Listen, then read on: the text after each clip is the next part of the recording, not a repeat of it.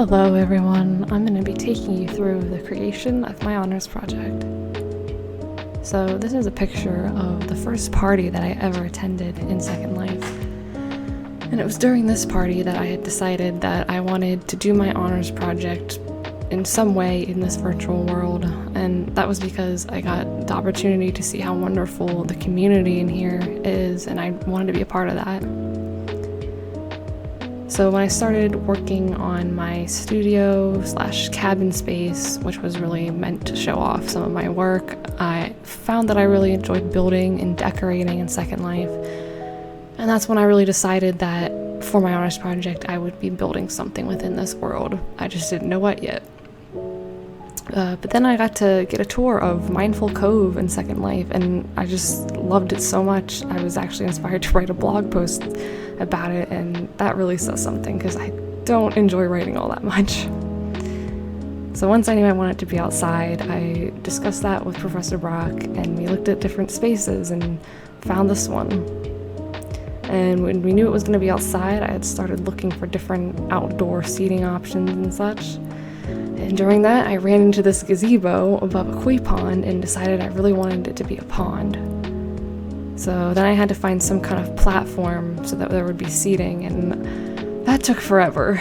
But finally, Professor Brock found this perfect, dock piece, and we put that in there, and it was just absolutely perfect. So once that was in and recolored, we started looking for seating. So I really love these little stumps because they just fit perfectly into the environment. They look so natural. These pallets were also really nice, but they just weren't quite the right vibe that I was going for. That's an aerial shot where you can see the whole pond and what it looked like before. And here I was shopping for different seating. I had originally thought that I was going to have some kind of swings or maybe a hammock like one of these, just something really fun and relaxing. I also knew from the start that I wanted to have some kind of food out for people. When I got back from all that shopping, I discovered that Professor Brock had left me a bunch of different things to mess around with, including those deer, which then prompted me to buy some ducks from the pond, as you can see here. And then I started putting down different seating. I had found this one that was a lot more modern, really just fit well. During this process, I also ran into some issues, as you can see. Avatar's having some problems. This was during one of our meetings. I had clearly put a bunch more furniture in, and then we were trying to figure out just how we were gonna make the whole pond feel more secluded, like its own area, without all those buildings around it. This is another one of those meetings where we were adding more stuff. I was messing around with the end tables there. Here I was adding one of my own 3D creations, this glowing plant that I made in some 3D class. Here I am using the pond for basically what it's intended for, which is reflecting and thinking on your own. And I was doing that here while getting different promotional images for my presentation of my project.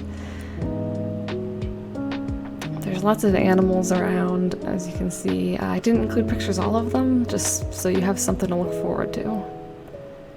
This was another image that I got for the promotional images. And here we are again, still trying to fill out all the foliage and add different things. That was probably the hardest part of this. It's just trying to make it so that you couldn't see all those buildings in the background or any of the fall colored trees. Yeah, you could see that I put a bunch of ivy on some of the buildings to kind of conceal them from different angles. And I at some point added those geese in to go along with the ducks. Here I was trying to mess around with different lighting during different times in the day just to make sure everything looked good throughout. As you can see there, I did change those end tables, put some daisies, and added some iced tea, which you can actually take iced tea from, which I think is pretty cool. Here's another shot closer up of my plant that I made. Looks pretty cool at nighttime when it's glowing.